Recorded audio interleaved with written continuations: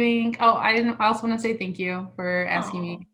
oh, well, thank you for coming to hang out. It's so nice. I've been really enjoying like talking with people from all different places around the world, all different types of crafts and things, and this has been a really beautiful experience. My internet's a little bit crazy. Let's see if it chills out. But yeah, I think we're good. So let me introduce, we have Allie here, Allison, who is a crafter, a DIYer, a knitter, a little bit of crochet, no, a little bit of sewing, Oh, yeah, a needle felter maybe in the future, yeah. um, a reader, a nature lover, a biologist, and a YouTube content creator. So thank you for being here. And did I introduce you properly? Is there anything I messed up or mixed up? No, that all sounds good. I actually have my laptop on the needle felting kit that I bought, so hopefully this winter I will actually utilize it. So Okay, very cool. I have seen recently some like really adorable pumpkins and gourds made out of needle felting. And honestly, I don't even really know what the technique is. I think it's like with the needle trying to felt the wool, but it seems like a really fun craft that I want to check out in the future. mhm. Very nice. So tell me, where are you located? I always like to ask people about their like geographic location and what their landscape is like. And so tell us a little bit about that. Yeah, so at the current moment, I am in Champaign, Illinois. I'm from Chicago, so I go back and forth a lot. And here in Illinois, we are flat. uh, Here in Champaign specifically, it is central Illinois, a lot of cornfield, soybean. This is a little bit of like a college town. Well, it is a college town, so small city. Yeah, where Chicago is very different. Still flat, but at least you have like Lake Michigan, a lot more forest up there, surprisingly, even though it's more urbanized. Yeah, Um, yeah. very cool. Very cool. And jumping right into it, tell me what you do in this college town because you are at the university and you're doing research and even student teaching. So maybe you could tell me a little bit about that because I think it's interesting. Yeah, so I am a grad student. I am currently getting my master's down here at University of Illinois, and I am studying urban coyote and red foxes in Chicago. And I'm just looking at their interactions, looking to see if there's any. Well, I guess when I think about it, so with the red fox, I don't know how like technical I should get into this or not. Yeah, I Um, mean, okay, well, you're looking at coyotes and red foxes. I didn't even realize that yeah, there were coyotes and red foxes there, like yeah. in the Chicago area or like, because it's like the urban area that you're looking at, isn't it? So there's at least probably around like 2,000 coyotes Mhm. in Chicago, in the Chicagoland area. Not as many red foxes as I would like. Yeah, so one of the cool things about doing this research is that in rural areas, coyotes actually kill red foxes for competition, but because in urban areas with humans, there might be this whole different dynamic. So that's kind of what I'm looking at to see if they can tolerate each other a little bit more. In more urban areas and how humans affect them as well. So Wow, very cool. And so you are doing your master's now and then after that probably you'll go maybe into teaching or research or working with these types of projects. yeah, I would really love to work. I mean, I love mammals. That's kind of Mhm. where I lean towards. I really love carnivores. So, although I love all mammals, so if I were to work with any type of species, I would also really love to work with endangered species as well at some point. I think that would be really cool. Yeah, there's a lot of different paths I guess I could take on this once I finish my master's, but Very nice, very nice. And tell me a little bit about your fiber world. So when did you start working with fiber and how did you get into this whole magical world of wool and everything? Yeah. Um, so growing up, I've always been a crafter. My mom is a really big crafter. She's a quilter. I have an aunt who's a quilter. My grandma, she used to be really big. She used to be a knitter too, although I didn't realize that until, until a few years ago, and she already passed about like 10 years ago. But she also like sewed a lot and stuff too. So I just grew up in general with a lot of crafty people around me. And I think I was maybe around like 6 or something. My mom tried to teach me how to crochet and it went horrible. Oh no. I was not patient, and then she got frustrated and not patient. So we mixed it. Um, and then around, I'm gonna say when I was like 10, my aunt tried to teach me how to knit. And so I learned how to like cast on some knitting stitches, but nothing really kind of stuck. I didn't really try it. Actually, at the time, I did more sewing. So she helped me make like a quilt for my sister. And I was much more into that growing up. And yeah. And I don't know, I guess I always really enjoyed crafting for other people. Like it was just, I loved making homemade gifts for people. And so about 7 years ago, I have no idea what compelled me to try knitting again, but I just wanted to make my boyfriend a scarf, and make some more different handmade items for people. And so I started about 7 years ago, and yeah, it's just progressed throughout the years. Very nice, very nice. And you are making some beautiful projects. Every time I watch your podcast, I'm like, oh, I want to make that and I want to make that. So very nice. Okay. And what made you decide to start doing a podcast? How did that happen? Yeah, I don't know.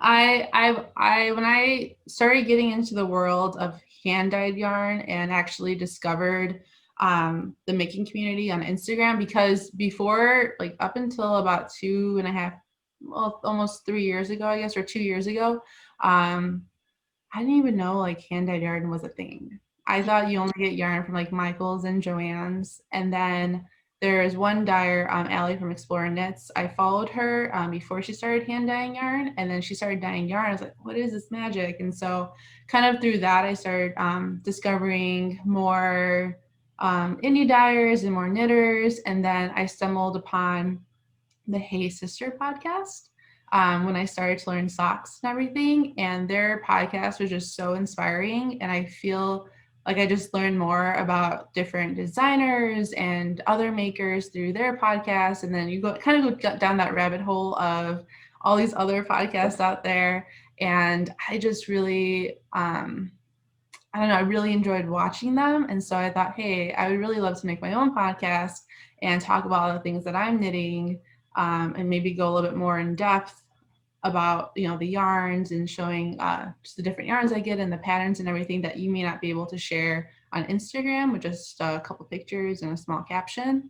Um, I wanted to podcast for a really long time, but it probably took me about a year to actually build up the courage to start doing it. I can imagine. I only started because I was doing like a challenge with some other friends, but like I can imagine like thinking about it for a really long time and being like, I don't know where to start. But like you were saying, it really is such a world of indie dyers and project bag makers and podcasters and just so many people that are doing such really inspiring, interesting things.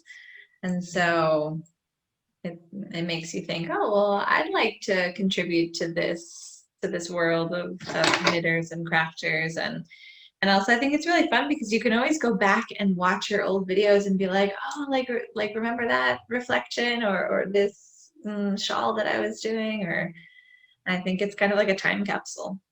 Yeah, for sure. It's funny that you say that, because I was actually just thinking about that this morning.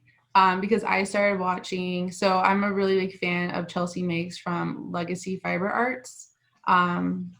Yeah, Just I love discovered that. them recently and they're so sweet and I love them. Yeah, yeah, they're amazing. They're super inspiring. I follow Chelsea on Patreon, and I love everything she's posting there. And then when her and her mom do their own podcast, I'm like, yes, I gotta watch it like right away. Or if I'm good, I'll save it for the weekend and like have a nice relaxing morning with knitting and stuff.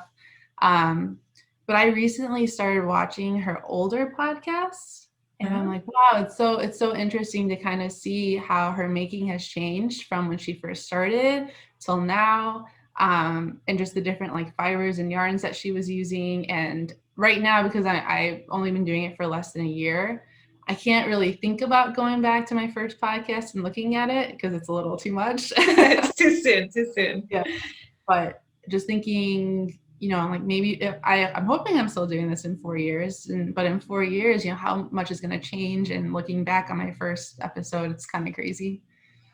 Totally. Um, one day we'll be able to go back. I can't go back either and look at old videos, but very cool. And I love that you follow a lot of people on Patreon, because I think that this is such a good way to support other people who are making things like podcasts and and it's cool because you talk about this in your podcast, and I never realized how Patreon really worked, and I never even thought to look into it. But the way that you speak about it, I think it inspires other people to say, hey, I want to be a Patreon supporter as well, and I want to get this extra content, and I want to be part of their like circle of people. So that's cool. And it's nice too because I mean every person has a different following on Patreon. But I think Chelsea herself maybe has like a couple hundred. Mm-hmm. So, and I think she's like talked about it how she, I don't know, when you're talking to people who like kind of comment on your videos, or even she has her own like separate Instagram. So if people are commenting on that, I think it's kind of really cool to like make even a community within communities. And yeah.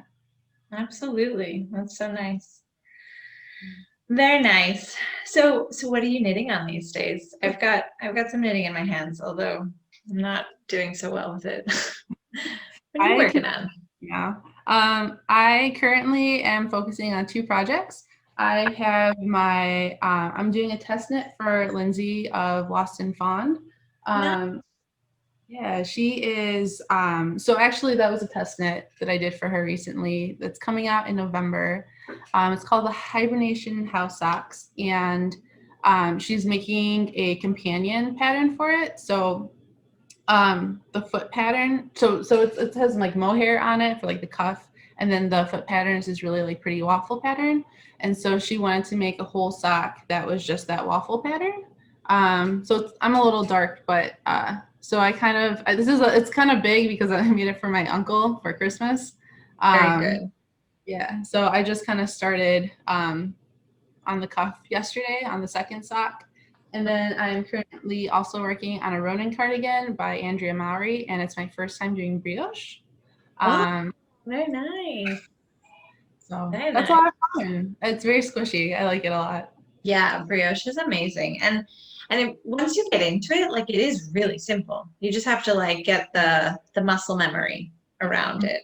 And yeah, I was saying before that I put this brioche pattern away for a while, and I picked it up after maybe 6 months, and I didn't remember how to do brioche. I completely had forgotten. But but now I got back into the swing of it. Very nice. I think I know it's a cardigan, right? The one from Andrew Mowry that Yeah, you're talking about. yeah, I have it kind of here. It's kind of like big, but yeah, it's one big cardigan, and then I kind of have some of that brioche on the bottom here. Very nice. Yeah. Very, very nice. And going back to those socks, those are really cool. So that waffle pattern, is that something that's done with cables, or maybe with like a series of stitches, or is it cabling? No cables. Oh, don't give anything away. Don't give anything Yeah, away. no, I'm not. Curious because it's Honestly, beautiful. it is knits and pearls. And so I kind of go back, and so I make a lot of socks. I knit a lot of socks. Um, and I don't mind purling, but for some reason on socks, I think it's because I use the 9-inch circular needles when I knit them. Um, I get annoyed with them a little bit easier, and I don't kind of want to do it. So I usually tend to either do vanilla socks, or if I am gonna do purling, I want to do more of a pattern for my socks. Put the effort in and make something even prettier. So I've knit like Hermione's Everyday Socks and the Blueberry Waffle, I think, socks, the pattern's called, which they're very pretty patterns, and it's a combination of just knits and pearls. But it's kind of like if you don't want to do a vanilla sock, but you don't want to spend the time just like doing a bunch of designs, like those are kind of really nice ways to just get some texture with being simple. But this is even less purling than that. And I think this is definitely going to be one of my go-to socks, especially when I'm going to knit like presents for people. Because sometimes I don't always want to give them vanilla socks. So I might do like broken ribs. But I don't know, I really, really love this pattern. And it's the perfect amount of purling for me. Yeah, good to know. Good to know, because I feel like there are so many intricate or really detailed sock patterns. And I'm like you, when I'm knitting on those little tiny needles, like I don't like to do too much craziness, but a vanilla sock can be boring, maybe if you're giving it as a gift. So something like that, that sounds nice. So what's the name of that pattern again? It's the hibernation home. Yeah, so those are called the hibernation house socks, and these are hearth and home socks. Okay, cool. I will put all the information down below so that we can Uh, find that. But very nice. I'm also an avid sock knitter, but recently I've been stopping because I used to knit all my socks in non-superwash, like not sock yarn, like wool. And then after like a week of wearing them, I have to darn them. And it takes me like a month to knit them. And then I have holes in them immediately. And I don't know. Have you ever done darning for your socks or no? No, I've only knit one non-superwash pair of socks, and they even still have a little bit of nylon in there. Although I will say I haven't worn them because I actually knit them a little bit too tight. But they're still one of my favorite pair of socks, though. Yeah, I usually use superwash for my socks, and I haven't had any issues with them. But I also have a lot of socks too, so I like to rotate them out as much as possible, and then maybe just wash them once or twice a month. Yeah, yeah. I don't know. When I started knitting socks, I was just knitting with like thicker, like rustic wool, which I really liked because they were super warm and for like bed socks type thing. And I would knit lots and lots of those. And now all of them have holes. So, Yeah. and then I started recently like with sock yarn, and I have two pairs of socks that are sock yarn and they're fine. No holes, no problem. But those other wool ones, no. I don't know. I have to figure out how to darn. I don't know. Yeah. I wonder if you darn them. Um, I know some people who don't want to use superwash yarn, they might hold the non-superwash with nylon. So that might be something to kind of, if you darn it with the wool, hold it with nylon too. Yeah. And something I've heard also, sorry, it's Sunday and we have a church right next door. I don't know if you can even hear that. It's very loud for me. So something that I've heard also is that you can knit toes and heels holding a strand of mohair. Because mohair is like, it gives it more structure and strength. So I've never tried that, but one day I will. I always forget. I always pass on. I'm like, oh, I forgot to do the mohair toe. So one day I'll do that. Let me close while the bell is ringing. I'm gonna close the door here because my dog opened it. Okay, bell.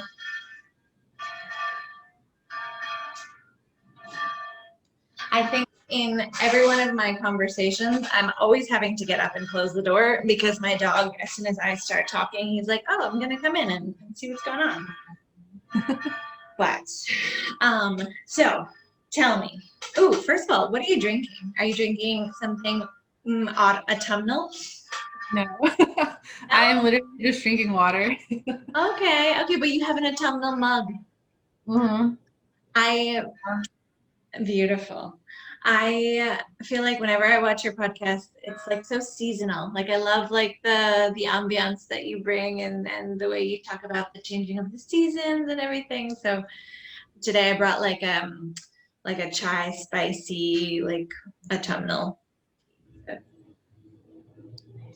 I guess like my coffee has been slightly autumnal with how I'm making it right now, but I already have that, so yeah. Okay. No. Sorry, my boyfriend is asking me a question about cookies. Are there cookies? Those are important questions to ask. Those are really important questions. So your coffee, I'm sorry, I got distracted by the cookies, by the dog. Oh no, you're totally fine. I mean, if you were to get distracted, dogs and cookies sounds like a pretty good thing to get distracted by. So Yes.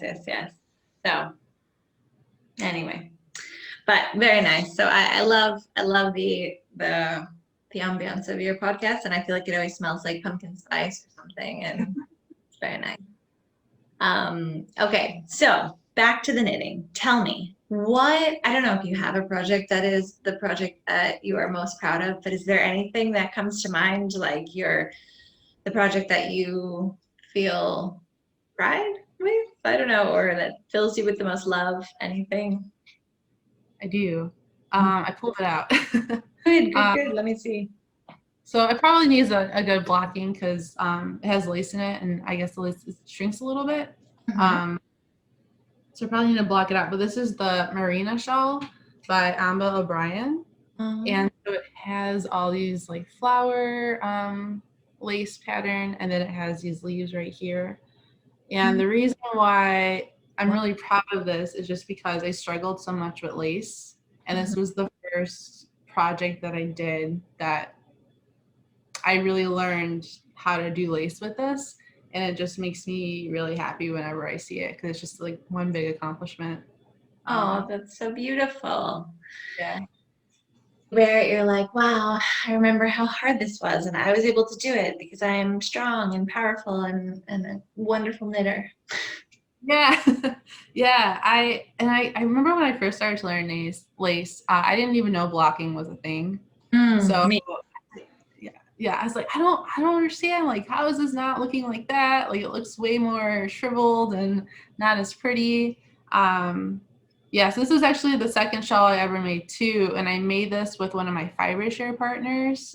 So it's just all this, I don't know, it's just a really nice memory about like how I made it and stuff too. But I'm really proud of myself accomplishing the lace and everything like that. So Very nice, very nice. And fiber share, tell me about that. So, what is fiber share?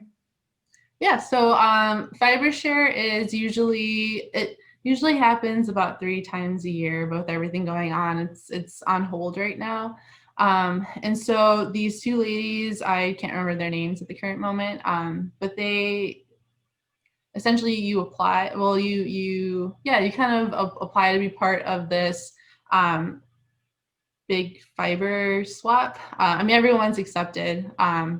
And you get matched up with 2 partners. So you get a partner that you are sending to, and then someone that is sending to you. And you can it's everywhere around the world. They have like thousands of people that participate in this. Yeah, and you can do domestic, like if you don't want to pay for international shipping, or you can apply so that you get international partners, or you can even do like a surprise made and you don't know who you're going to get. And there isn't really, I think the only minimum is sending about 200 grams. Yeah. It's maybe of like fingering. Yeah. Yeah, and I don't know. I have a lot of fun putting together packages. I've had fun just meeting people. A lot of times I do domestic just because of shipping, but I've had international partners too, and so I've gotten yarn from like Sweden, and it's been a really nice experience. Yeah, so I really, really enjoy doing that. And whenever they do open up, I highly recommend it for anyone who is thinking about it. It's really fun. Yeah. Very cool. Fiber share. I heard of fiber share. I've never participated, so I wasn't sure exactly how it works. But I've done similar things. Maybe not I haven't done with yarn yet, but last winter I did the tea and herb advent swap from Ninja Chickens from Maria. She organized like with a bunch of people to do like an advent swap. So you send little packets of tea and herbs to different people. We're all knitters or crocheters or whatever, but just to have your cup of tea every day in December. That's awesome. That's fun. And this year I signed up for one that is like mini mini skeins, like just Oh, little, okay. like maybe 10 grams every day. And so we're gonna do like a swap amongst people here in Spain. That's gonna be, That's awesome. yeah. So December, I've got like all these advents. I'm so excited. There's gonna be so. You've done advents too, right? Like you get maybe. Have you Yeah. ever? Yeah. Yeah, I should, I should have, I had one today. I actually have like a October Halloween one. I opened it though. I was debating whether or not I should. But I was just so Okay. excited. So I am currently doing, it's from Dragon Horde Yarn, Mhm. and she's doing A Court of Thorns and Roses, like the book series. So I've heard of it, haven't read it, but yeah, cool. it's good. It's a young adult-ish. I think it's like technically young adult, but maybe there's themes in it that aren't young adult. Um, I don't know. And yeah, I really enjoy it. It's an indulgence for sure. It's her writing is kind of weird. She's not necessarily like the best writer, but her storylines are really, I don't know, she like really sucks me into her stories, and I really love that book series. So yeah, so I And have that. there's an advent for October related Mhm. to the book series. Yeah. So every color that you open up is like a phrase or something that has to do with the books. That makes me really excited. I feel like I love the way that like crafters in this community like tie so many different things together, and like they'll make an advent calendar about a book, and then like that's so cool. Um, Mhm. so what was the colorway today? Do you remember? Like, well, can you just oh, do you have it? Yeah. I have a lot of things that are near me. Oh, good. Show and tell. Everything's very close. So this is called Hi Lady. So this one is like very colorful compared to all the other That's ones that I've received so cool. far. Yeah. Yeah, I don't know. I'm having a lot of fun with it. I really want to make a habitation throw with it, and then have my like reading throw to snuggle up in whenever I read a book. Brilliant, tying it all together. I love it. Now, what throw are you? Is this a specific pattern that I don't know about? Yeah, I think it's habitation. I don't think it's habitation. Habitation throw. It is by, I believe, Helen Stewart from Curious Handmade. Sounds familiar. I will look into that. Very nice. And it's like a throw, like a lap blanket type thing. Mhm. Mhm. Yeah, she made it for, I think she actually came out with it maybe last year. And she made it for the Christmas advent, so you do like 24 minis. But it seems like I could just modify it and do it with the 31 and probably make it even bigger and try to use up more yarn. Yeah, so I'm gonna try to do. Very cool. And that's the joy of having all these like they're mini skeins like 10 grams or what is that? For Probably 20. oh, they're 20 grams. So that's a lot of yarn. Yeah. Wow, very cool. But that's so exciting. And I feel like that sparks a lot of creativity because you have all these different colors that like go together, but you have like yards and yards and yards or meters and meters and meters of yarn. And then you have to think, maybe I'll make a throw blanket or I'll make yeah. Oh, I made one of those little birdies. Those little Oh, birdies that I was like looking at that. That's really pretty. it's kind of far away.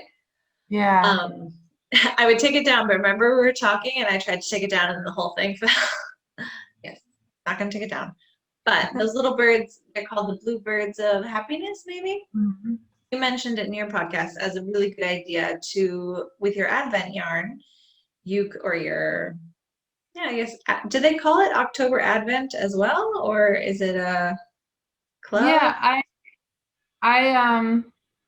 I think she like named it an Advent.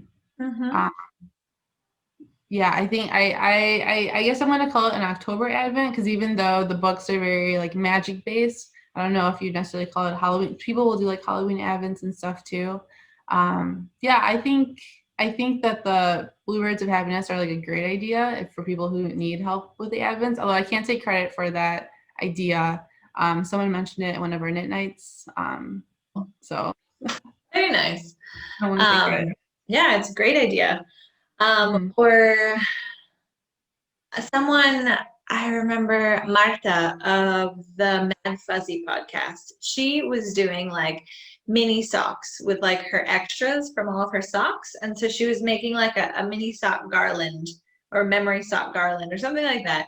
And that was really cute too, because you make these little tiny socks. I don't know.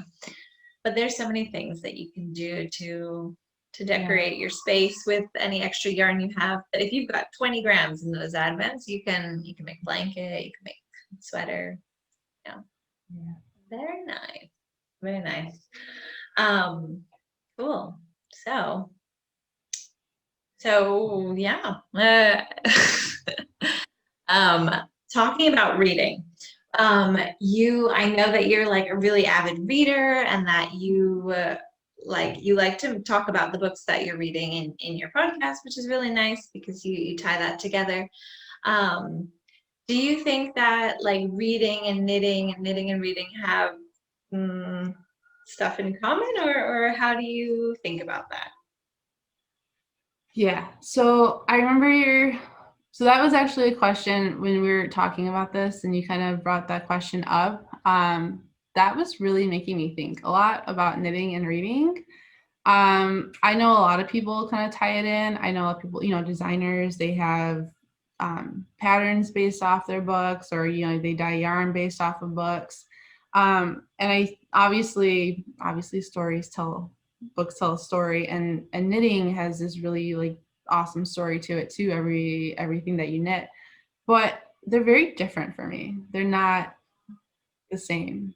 I think for me, books is just a way to kind of escape and go to I like a lot of fantasy magic books, and so I don't know, it helps kind of expand my imagination and think about a bunch of different things. Where knitting to me is more of being more mindful and being more present and I guess reality in a sense. Um, so they're very like different things that I participate in and give me like two different kinds of things, if that makes sense. Absolutely. Two different divided aspects. But you are someone who can knit and read at the same time, aren't you? Mm-hmm. Yeah. And I saw that you got that like the page holder, like the book holder. No? Like a book stand. Yeah. Yeah, no, I did. Well, my computer is also on that too. I'm trying Nice, to, very nice. yeah. Yeah, so I saw a lot of people they use a lot of cookbook, like wooden stands, and which is great. But I sit at my desk a lot. And so when I read, I like to like lay on the couch, or I like to, be in bed. And so I found this thing on Amazon where you can actually, it has like a tray on it, and then you can adjust the legs so you can put it right on you, or I could put it on my coffee table and then sit on my couch and knit and read if I want.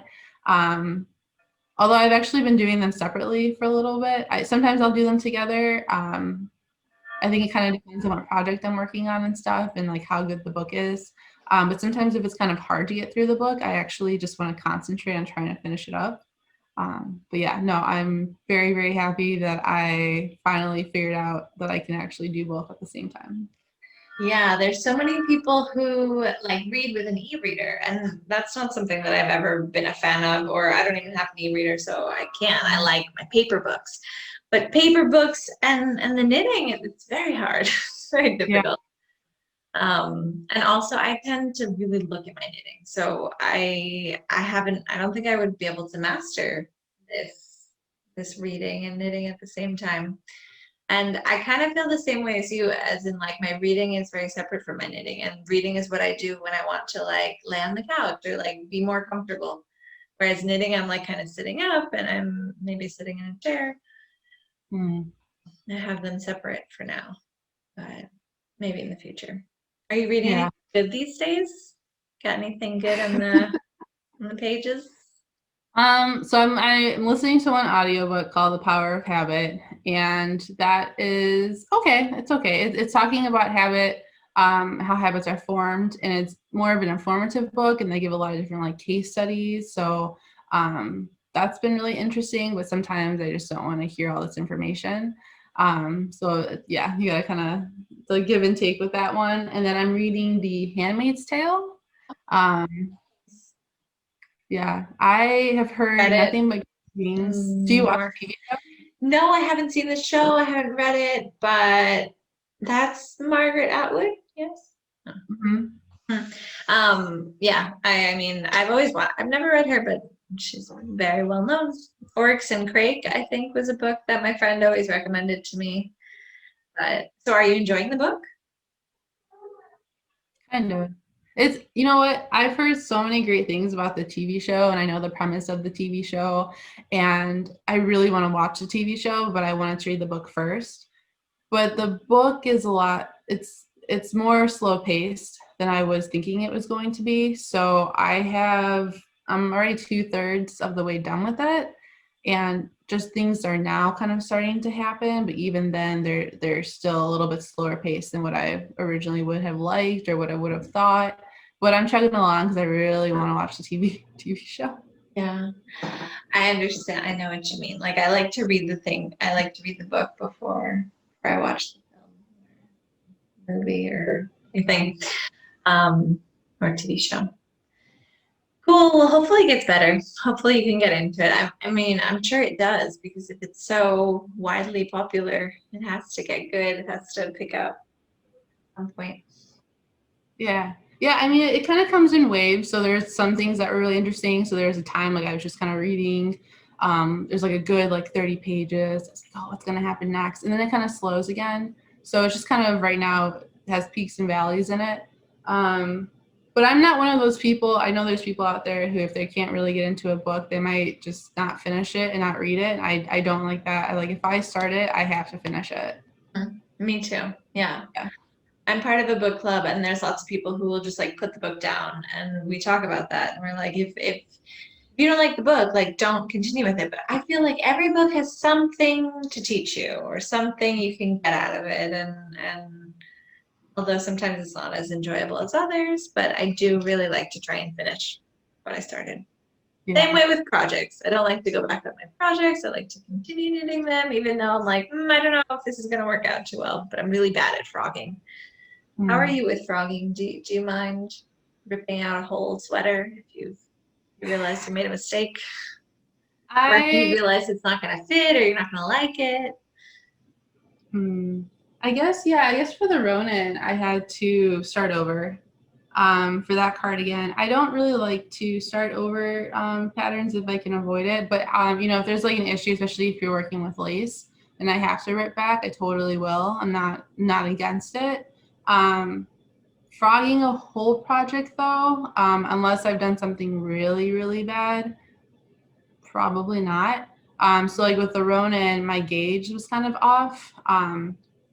I I knit a swatch, but I didn't block it. But I was just trying to figure out because I ended up going down like 2 needle sizes than what she recommended in the pattern.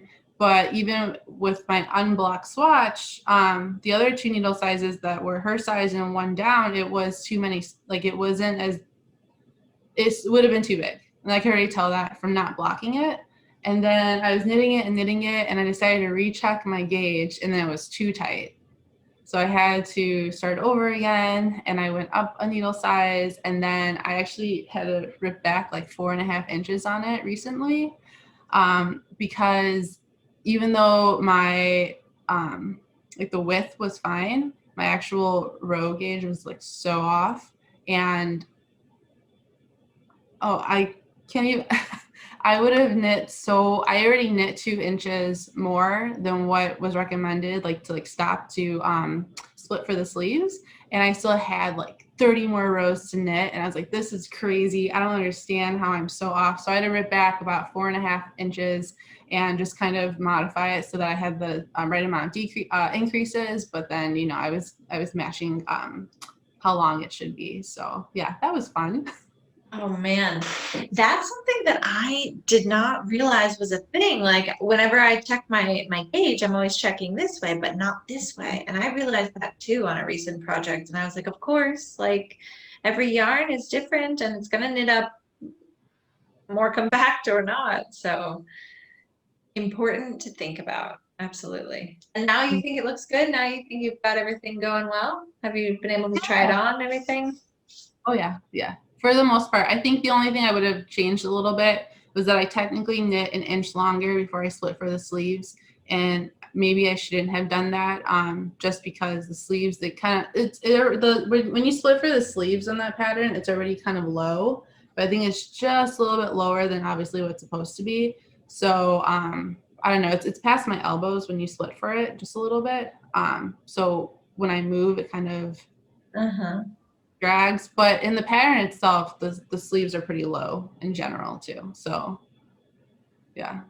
Yeah, I mean, I think it'll be a cozy sweater, a cozy cardigan. Oh yeah. Nice. And it's so lightweight. It's so lightweight. What wool are you using? What yarn? I'm using Brooklyn Tweed, the shelter yarn. Okay. Yeah. I've never worked with Brooklyn Tweed. That's a yarn that I have on my list. There's a lot of yarns that I haven't used yet, but need to try. Yeah. Very nice. So, other little questions I had for you, things like, what's your favorite knitting technique? Do you have a favorite technique to work with? I like cabling a lot. And yeah, and now that I'm knitting a little bit more lace, I just finished one shawl called the Autumn in the Foothills, which will be released later. That was a really beautiful lace pattern. So I like doing a lot of different textures. So anything that's more like kind of textured or just regular stocking knit are like what I tend to lean towards. But yeah, cables for sure. I love cabling. Very nice, very nice. And do you have a favorite type of wool to work with, or wool? No, a favorite fiber to work Hmm. That's hard. It's a hard question. I think it's a hard question because it depends on the project. Like, if you're gonna be working with socks, maybe you want to do sock yarn and not like alpaca. Or yeah. I like merino. I really like merino and alpaca. But alpaca like has like such drape to it that certain patterns or projects are not going to look good in that. So Right. I have some alpaca. I haven't knit with it yet. I wanted to crochet a shawl, but we're not there yet. My skill set is not there. for crochet, But okay. yeah, it's chinku yarn. Oh, pachinku. Yeah. Is that from Peru or where are they from? I think so. You know what? I And it's don't. naturally dyed, maybe. It is. Yes. It is. Okay, I know them. Very cool. Very cool. Yeah. So I have some alpaca. Very nice. Mhm. That'll be beautiful. A shawl is a good thing to make an alpaca because it's so drapey and it doesn't really keep any form. So nice for that type of item. But my sweater that I was wearing before, it's just like really drapey and it's grown so much because it's alpaca, but it's really warm and cozy and I love it. Super soft. I think it's softer than cashmere. Maybe not, but kind of. They're like two different kinds of softness, but yeah, it's definitely extreme. It's just a different type. I don't know. It's very nice though. It's very nice. I feel like it has something a little bit rustic to it as well. Like if you're going to compare it with cashmere, so it's like really, really soft, but yet it has like something, not scratchy, obviously, but just like some more. It's more structured, I think, when you're comparing like 100% cashmere with the alpaca. It feels, I think, a little bit more structured, but still has that softness to it. Love it. Yeah. Very nice, very nice. Also, I wanted to ask you about the plants. I don't know if I know that you've been like getting into investigating like different trees in your area, which I think is really cool. And I was wondering if there's any plant that comes to mind that you really like or want to tell us about. Yeah, this is hard. So I don't know if there's a specific plant. I love trees.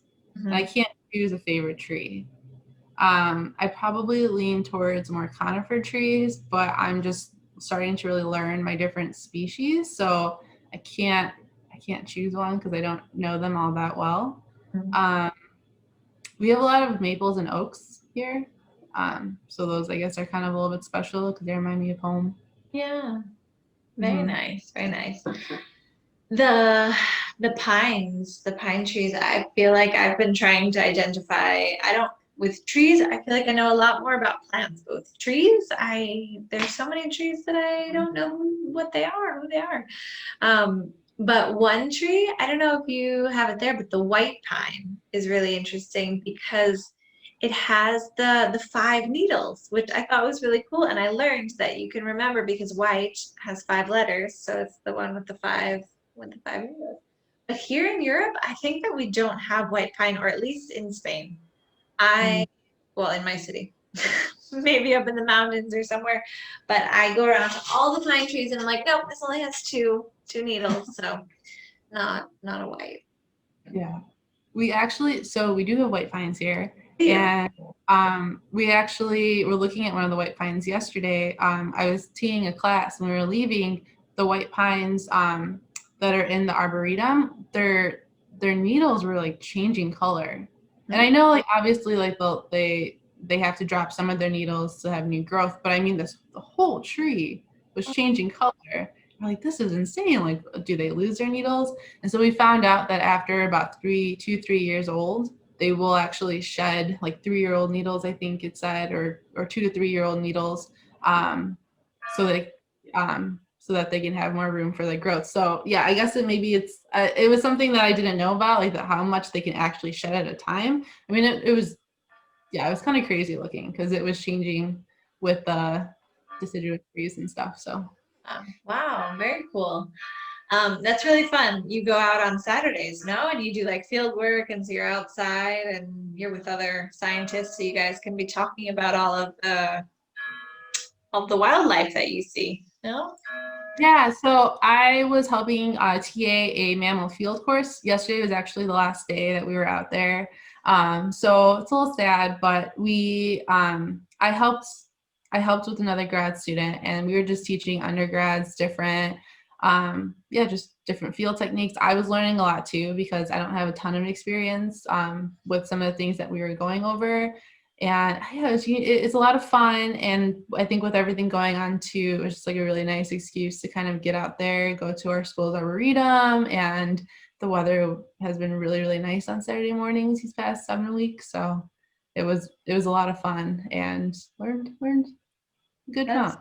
that's beautiful. I think that's really nice that you have it's like an excuse to be out there and to get in touch with nature.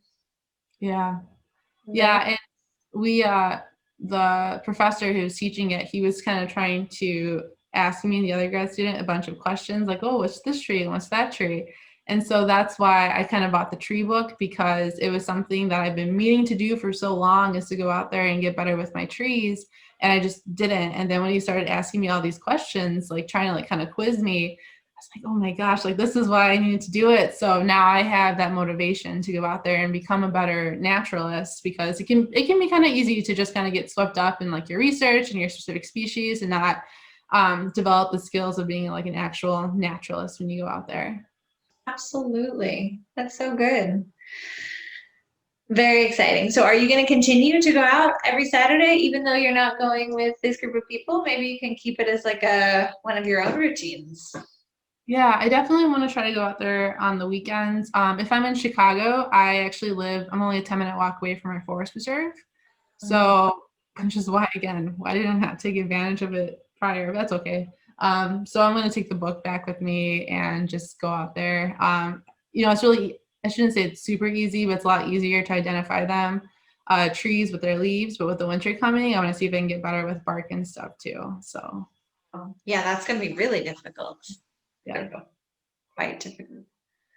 Very nice. And where you're living now, do you have any like fiber community? Like, do you have any knit nights or anything that goes on where you live? Any kind of knitting community? Yeah, so with everything kind of going on, everything was a little bit on hold. Before COVID, I was actually helping out about once a week in Urbana. So the university is in between like two kind of like twin cities, Champaign and Urbana. So on the Urbana side, there is a yarn shop called Close Knit, and I would go in there just like a few hours every week and help her do either some computer work or sorting yarn, and it was really fun. The owner, Brigida, she's super nice. Um, So so I was doing that. I wasn't able to participate in their knitting night, knit day. So they had like Friday knit nights or knit groups, but it was in the afternoon. So I had like seminars and class and meetings and stuff. And then the other day was on Sundays. But I go back and forth a lot to Chicago on the weekend. So it was just kind of hard to kind of join in on that. I currently am doing a virtual Zoom knit night on Thursdays. I try to join when I can. And it's like a young knitters like knit night, and it's been a lot of fun. Sorry, my boyfriend's offering me cookies. Fun. Now there are cookies and more cookies, but later cookies. So you do a virtual knit night. I love this. On Thursdays, but at what time? 7 my time. Mm-hmm. That would be like 2 a.m. my time. But for people who are in the States, can people get involved? How can people get involved? Yeah, so there is the person who started it, her name is Emma, and she is bloom.create. I don't think there's an S. I think it's just create. And so she kind of started it, especially for so she just kind of started it, and then she goes back and forth hosting it with another girl named Cassie. I can't think of her handle at the current moment, but they both have like little highlights in their stories to kind of like with codes and passwords and stuff for any young knitter who wants to join and everything like that. So very nice. I think that it's one thing that with technology we've been able to overcome this whole situation, and actually it's been cool because I'm sure it brings people from all different cities together, and people who maybe could have never gone out to a knit night because they live far from a city or because in their town there isn't. So very nice. I think that's awesome. And yeah, so you're enjoying that, aren't you?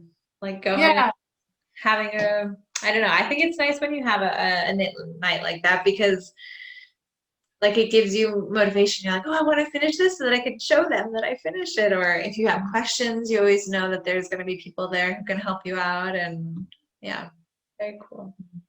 And it's been a lot of fun too, because in my life, I have some friends who crochet or knit, not a ton, but the yarns that we like to use are very different. So it's been really nice when I do join. It seems like we all have a lot of the same people that we follow, like indie dyers that we really love and everything like that. So it's like we can all gush about the same type of yarns and colorways. And yeah, it's been a lot of fun. Very cool. And how many are you nowadays? I mean, I'm sure it ranges. To be honest, it's actually kind of is slightly smaller. So I think you might have like 12-ish people, give or take. Sometimes a little bit more, sometimes a little bit less. Yeah. So like anymore, it might be too much. Yeah, I think and some people will kind of like come and go, like me too, right? Like I can't join every week, but I try when I can. But it's really nice, and it's really nice too because you see all these people like on Instagram, and then they all kind of came together and joined these groups, and it's really nice to like get to know them a little bit more and everything like that.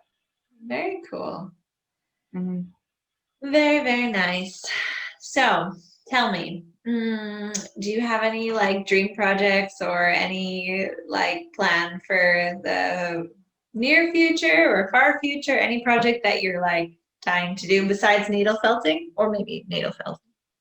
Yeah, well, I do want a needle felt. I have like a small little snowman set, and I think that would be pretty easy because I'm pretty much just feet on melting balls, right? So and like so like snowman. Knitting wise, I have a lot of gift knits that I need to knit this season. Such a gift knitter. That also inspires me too. You're always like, and this I'm making for my uncle, and this is a gift for Christmas, and that's so good. And you've started already. I'm so inspired by you. Oh, thank you. I have a bad habit of waiting till last minute to kind of do some of the gift knitting. So I'm trying to start a little bit earlier and like get it done. The week before Christmas, like not sleeping because you have so many unfinished projects that you need to wrap up and bring to Christmas dinner. Yeah. Yeah. I remember there was one year I was making hats and scarves for all of my cousins and my sister. So that was like 10 sets. And I didn't know how to knit in the round at the time. So I was knitting all these cable hats flat. And then I was like seaming them. And then it was like a couple of days before Christmas. And I'm like, I gotta get this done. There's a lot of stress knitting. Yeah, that's not good. We have to learn to start in August. August Mhm. is when you need to start doing the Yeah, Christmas knitting. Because if yeah, not, and also to be able to like uh, intercalar in Spanish, like to do a little bit of your own personal projects, then some gift knitting, then some of your personal, like not to be only gift knitting every day, 24 hours. yeah, yeah. And I really like how I have like gift knit socks, but I also have my Ronin. So if I ever want to do one or the other, I have that option. So I really like that. Yeah, absolutely. Very, very nice. The last thing I typically ask people is whether there is someone, it doesn't have to be in the knitting world, but someone who is inspiring you lately or who you admire and you want to give us a recommendation here. Maybe, yeah. Yeah. Um, yeah, well, that's a hard question because I feel like there's so many people who are inspiring, especially in the knitting community. I don't want to leave anyone out. Um, I think some of my favorite people who are always kind of inspiring me, obviously like yarn dyers like Allie from ExplorerKnits or Bethany from woolberryfiberco, Lindsay from Lost and Fawn. I always love what she produces and she's inspiring. Morgan from Shop Knitting Nelly. She's also another person who's very inspirational to me. I love the photos that she produces with her knitting. Nice. Um, just so many more people like Melody Hoffman. And then I guess like non-knitting, I've really been enjoying this one YouTube channel. Her name is Morgan Long. Mm-hmm. Um, she she makes these very like whimsical, fun videos. Um, I don't know. They're very it's kind of I don't want to say like childish because it's not childish, but it's playful, kind of like childlike. And she does a lot. She lives in Oregon. I think she lives in Portland or in the Portland area. So she has some really pretty like nature shots, and I love the way that she kind of styles her house and everything like that. So I really have been enjoying her YouTube videos, and they're very just calming and inspirational and very whimsical. So yeah. Very nice. Well, thank you. I will leave the information down below, but maybe I'll ask you if everything's good. But very nice. I'm gonna check out those people. I think that there were a few people that you mentioned that I don't know. I know the Shop Knitting Nelly. I recently found her. I think because you mentioned her maybe in your podcast. And yeah, so I'm gonna look into all of those people because it's always really inspiring and fun to see what other people are doing with their knitting and their crafting and everything. Yeah. Yeah, there's so many, I don't know, there's so many different aesthetics, so many different people that are out there. Um, yeah, and again, like everyone from the knit nights that I participate in, all of them are like really fun and inspirational too. I've been really having a fun just kind of reading what they're posting and all that stuff too. So Absolutely.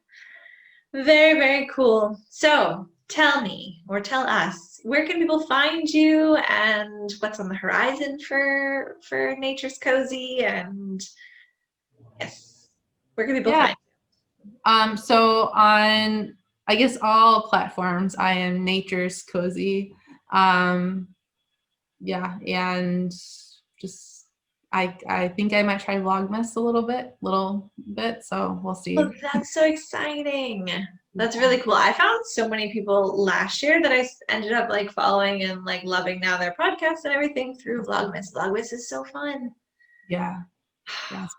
Great. I love it, but yeah. Okay, we're gonna hold you to that. Now we're gonna be checking your no. Yeah, no. I want to try to do like maybe like Advent weekends. I think during the week it'd be too boring. I sit in front of a computer and do a lot of Excel and coding and stuff. So I don't know if I'd have a ton to show, but I think on the weekends it might be kind of fun. Okay, Yeah. very nice. Yeah, even if it's just a little bit. I Mhm. think it's cool to like have a glimpse into people's lives Yeah. in like the community of like the craft that you're interested in. And I mean, there's Mhm. lots of people on YouTube who are bloggers and show their lives, but it's cool when it's like people who are crafters and see what their day looks like. Yeah, I agree. Very nice. Okay, cool. So I don't know if there's anything else you want to share or say, but it was really nice to hang out with you for a little bit. Yeah, this was a lot of fun. Thank you, like I said again before, thank you so much for asking me to be on here. Yeah, I Absolutely. really enjoyed it. Oh, good. Well, maybe we can do something else in the future. I don't know. One day if I'm ever in the States and in that Yeah. area, although I go there very often. But yeah, or Yeah, online. we can go look for trees. We can go Absolutely. identify some tree species. That sounds great. And if you ever come to Spain, let me know. There's lots Yeah. of fiber festivals. We have our Barcelona knits. I mean, this year, no, but hopefully next year. And so I'm hoping that fiber people from the States will start coming over to our festivals here. That'd be a lot of fun. Yeah. Yeah. So very nice. All right. Well, I'll let you get on today and thank you for hanging out and see you soon. Yeah, I'll talk to you later. Thank you. Bye. Whoa. I'm always like, how do I?